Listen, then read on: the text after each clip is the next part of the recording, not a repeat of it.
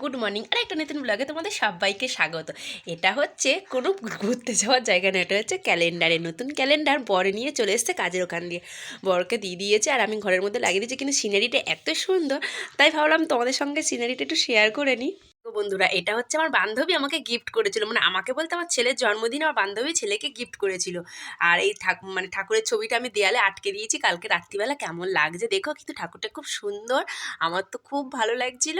আর এতদিন পরে আমি টাঙালাম, কেননা পেরেক লাগানো ছিল না ঘরে, সেই জন্য একটু দেরি করে লাগানো হলো। কালকে পেরেকটা লাগিয়েছি, লাগিয়ে আর এই ঠাকুরটাকে লাগিয়ে দিয়েছি এখানে।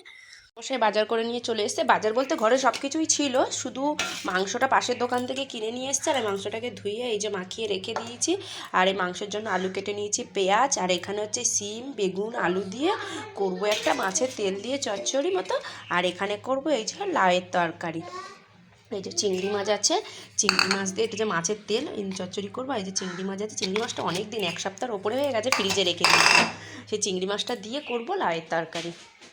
ভাত রেডি করে সামনে নিয়ে বসে আছি, এইদিকে ছেলে খাটের উপর বসে মাংস কষা রেখে দিয়েছিলাম, ও মাংস কষাটা খাচ্ছে। বর মাসে স্নান করতে গেছে, স্নান করে আসলে আমরা ভাত খাবো, তো ভাতকে দিয়ে দিতাম। ও বললো না মামাকে তুমি মাংস কষাটা দাও, আমি ওটা বসে বসে খাই। তো খাচ্ছে আর আমি সব রেডি করে বসে আছি, বরমাসে আসলেই ভাত টাত বেড়ে খাওয়া শুরু করে দেবো। তারপরে সন্ধ্যেবেলা চাটা করে নিয়েছি, নিয়ে বসে গেছি খেতে। ছেলেকে দিয়ে দিয়েছি বিস্কুট দুধ আর রোজ কেক, দিদিরা পাঠিয়েছিল, আর কেক। আমি আর বরমশাই চা নিয়ে নিয়েছি। আর দিদির দেখতে হচ্ছে কত সুন্দর, মানে দিদির কেক, তারপরে রোজ কেক, নিমকি, তারপরে কি বলে গোল গোল মতো, আমি জানি না, নিয়ে খেতে বসে গেছি। আর রেজাল্ট বেরিয়ে গেছে ছেলে, তাই স্কুলে ভর্তিও হয়ে গেছে আর বইও দিয়ে দিয়েছে। দেখতে দেখতে ছেলেটা আমার 6-এ উঠে গেল। আর এই যে ছেলের স্কুল দিয়ে বই দিয়ে দিয়েছে, দেখো বন্ধুরা, এই যে বই দিয়ে দিয়েছে। চলো বইগুলোকে এখন মলাট করতে বসবো। এই যে একটা বই কমপ্লিট করছি, আর এই যেখানে বই স্কুল দিয়ে দিয়েছে 9টা বই, আর জানি না কিনতে কত দূর কি বলে।